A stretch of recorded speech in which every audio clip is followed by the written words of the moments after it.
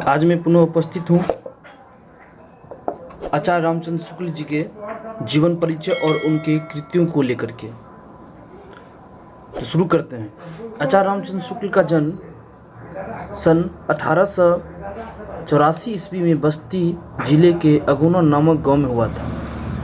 इनकी माताजी का नाम निवासी था और पिता पंडित चंद्रबली शुक्ल जी की नियुक्ति सदर कानूनगो के पद पर मिर्ज़ापुर में हुई, तो समस्त परिवार वहीं आकर रहने लगा।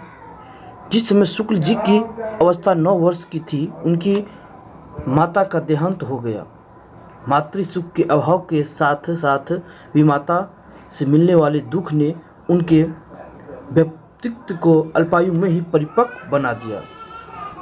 अध्ययन के प्रति लगनशीलता शुक्ल जी में बाल्यकाल से ही थी, किंतु इनके लिए उन्होंने अनुकूल वातावरण न मिल सका। मिर्ज़ापुर के लंदन मिशन स्कूल के से 1901 स्कूल में फाइनल परीक्षा FA उत्तीर्ण की। उनके पिता की इच्छा थी कि शुक्ल जी कचहरी में जाकर दफ्तर का काम सीखे, किंतु शुक्ल जी उच्च शिक्षा प्राप्त करना चाहते थे। पिताजी ने उन्हें वकालत पढ़ाने के लिए इलाहाबाद भेजा, पर उनकी रुचि वकालत में न होकर साहित्य में थी। अतः परिणाम यह हुआ कि वे उनमें उत्तीर्ण रहे। शुक्ल जी के पिताजी ने उन्हें नायब तहसीलदार की जगह दिलाने का प्रयास किया, किंतु उनकी स्वाभिमानी प्रकृति के कारण यह संभव न हो सका। 1903 से 1908 तक आनंद कादम्बिनी के सहायक संपादक का कार्य किया। 1904 से 1908 तक लंदन मिशन स्कूल में ड्राइंग के अध्यापक रहे। इसी समय से उनके लेखन पत्र पत्रिकाओं में छपने लगे और धीरे धीरे उनकी विद्वता का यश चारों ओर फैल गया। उनकी योग्यता से प्रभावित होकर 1908 में काशी नागरिक प्रचारणी सभा ने उन्हें हिंदी शब्द सागर के सहायक संपादक का कार्यभार सौंपा, जिसे उन्होंने सफलतापूर्वक पूरा किया। श्याम सुंदर दास के शब्दों में शब्द सागर की उपयोगिता और सर्वांग पूर्णता का अधिकांश श्रेय पंडित रामचंद्र शुक्ल को प्राप्त है। वे नागरिक प्रचारणी पत्रिका के भी संपादक रहे। 1919 में काशी हिंदी विश्वविद्यालय में हिंदी के प्राध्यापक नियुक्त हुए, जहां बाबू श्याम सुंदर दास की मृत्यु के बाद 1937 के जीवन के अंतिम काल 1941 तक विभागाध्यक्ष पद पर सुशोभित किया। 2 फरवरी सन 1941 को हृदय गति रुक जाने से शुक्ल जी का देहांत हो गया। कृतियाँ। शुक्ल जी की कृतियाँ 3 प्रकार की हैं। पहला मौलिक कृतियाँ, दूसरी अनुदित कृतियाँ और तीसरी संपादित कृतियाँ। तो मौलिक कृतियाँ। शुक्ल जी की कृतियाँ 3 प्रकार की हैं। आलोचनात्मक ग्रंथ जैसे जयसी, तुलसी, सूरदास, रस मीमांसा, भारत में वसंत, मनोहर छटा, मधुस्रोत आदि शुक्ल जी का आलोचनात्मक रचनाएं हैं। निबंध ग्रंथ। उनके निबंध चिंतामणि नामक ग्रंथ के 2 भाग में संग्रहित हैं। चिंतामणि के निबंधों के अतिरिक्त शुक्ल जी ने कुछ अन्य निबंध भी लिखे हैं, जिनमें मित्रता, अध्ययन आदि निबंध समान विषय पर लिखे गए निबंध हैं। मित्रता निबंध जीवनोपयोगी विषय पर लिखा गया है। उच्च कोटि का निबंध है, जिसमें शुक्ल जी की लेखनी शैलीगत विशेषताएं झलकती हैं। क्रोध निबंध में उन्होंने सामाजिक जीवन में क्रोध का क्या महत्व है, क्रोध की मानसिकता जैसे संबंधित पहलुओं का विश्लेषण किया है। ऐतिहासिक ग्रंथ। हिंदी साहित्य का इतिहास उनका अनूठा ऐतिहासिक ग्रंथ है। दूसरा अनुदित कृतियाँ। शुक्ल जी की अनुदित कृतियाँ कई हैं, जिसमें कल्पना का आनंद, राज प्रबंध शिक्षा, विश्व पंच, आदर्श जीवन, मेगास्थनीज का भारत विषयक वर्णन, बुद्ध चरित्र, शशांक, हिंदी साहित्य का इतिहास, फारस का प्राचीन इतिहास आदि रचनाओं का अनुवाद किया। अब तीसरा नंबर आते हैं संपादित कृतियाँ। संपादित ग्रंथों में जैसी ग्रंथावली, भ्रमर गीत सार, गोस्वामी तुलसीदास, वीर सिंह देव चरित्र, भारतेंदु संग्रह, हिंदी शब्द सागर। अब आते हैं अगले टॉपिक पे, निबंध संग्रह।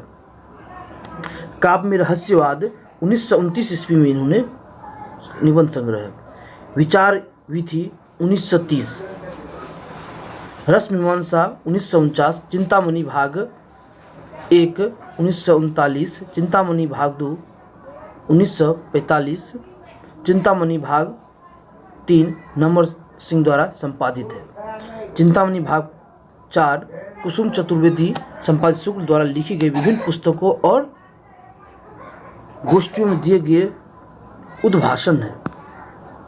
आचार्य रामचंद्र शुक्ल के निबंध।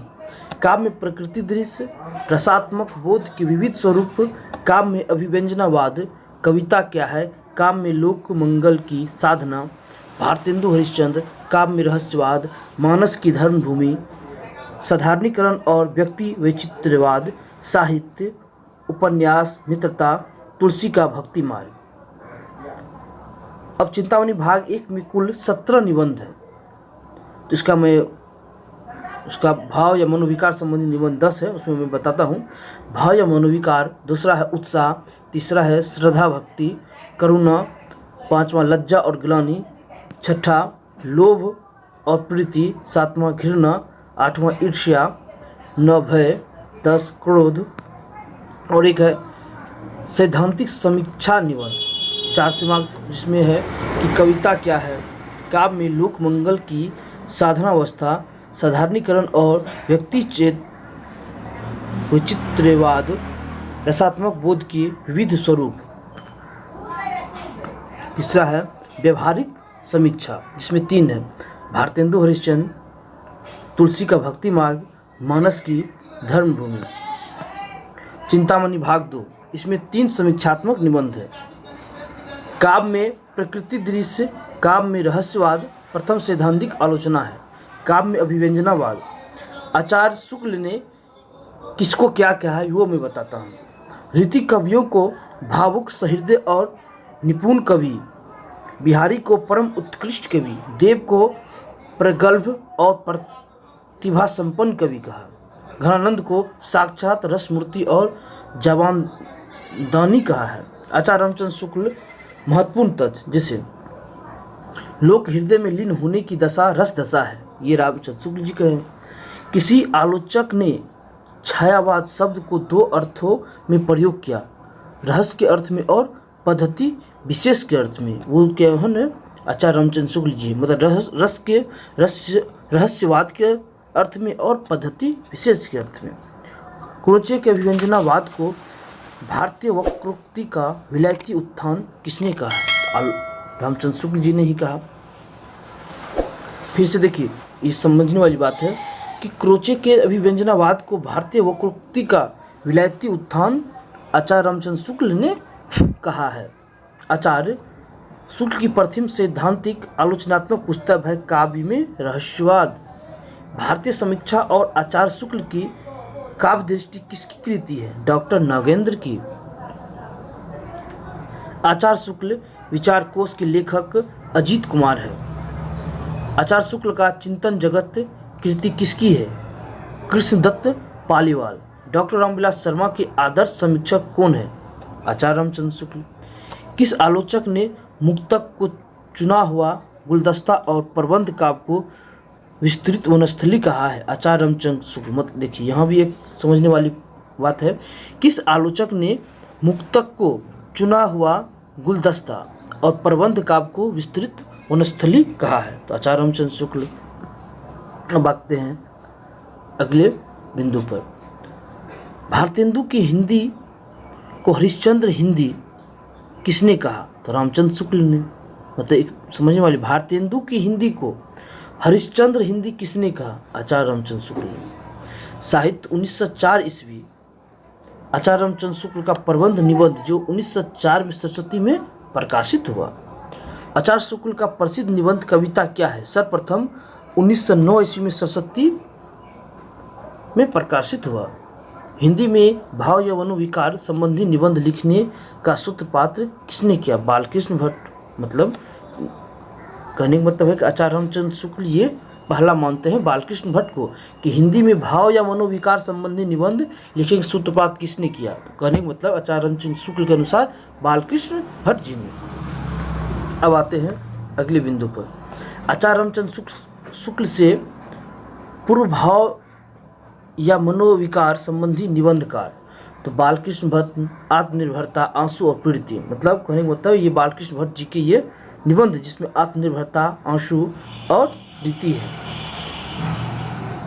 प्रताप नारायण मिश्र ये इनविलिग मनोयोग, माधव प्रसाद मिश्र कृति और क्षमा, धृति और क्षमा, माधव प्रसाद मिश्र जी का है धृति और क्षमा। साहसपूर्ण आनंद का नाम उत्साह है। श्रद्धा महत्व की आनंदपूर्ण स्वीकृति के साथ पूज्य बिंदु का संसार है शुक्ल जी के अनुसार।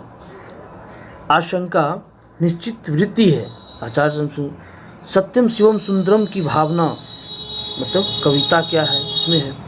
प्रत्येक सुंदर वस्तु में यह क्षमता होती है कि वो हमें रसमग्न कर देती है। रसात्मक बोध के विविध स्वरूप। काव्य में वर्णित सुख दुख मात्र कवि का ही न रहकर समष्टि का बन जाता है। साधारणीकरण व व्यक्ति विचित्र है ये। मानस की धर्मभूमि में शुक्ल जी ने रामचरितमानस के आलोचकों को करारा जवाब दिया है। शुक्ल जी के असंकलित निबंध जैसे साहित्य, उपन्यास, अपनी भाषा पर विचार, भूमिकाओं के रूप में लिखित निबंध जैसे तुलसी ग्रंथावली, जैसी ग्रंथावली, भ्रमर गीत सार, भारतेंदु साहित्य। तो शुक्रिया दोस्तों, इतना ही इस वीडियो में। आगे फिर मैं नए कवियों का जीवन और उनका कृति लेकर के हाजिर होऊंगा। तब तक के लिए धन्यवाद, शुक्रिया। अगर आपको ये पसंद आया तो हमारे चैनल को लाइक करें, सब्सक्राइब करें और हिंदी साहित्य से संबंधी या इतिहास को जानने वाले लोगों के बीच इसको शेयर कीजिए ताकि उन लोगों को भी इनके बारे में जानकारी मिल सके।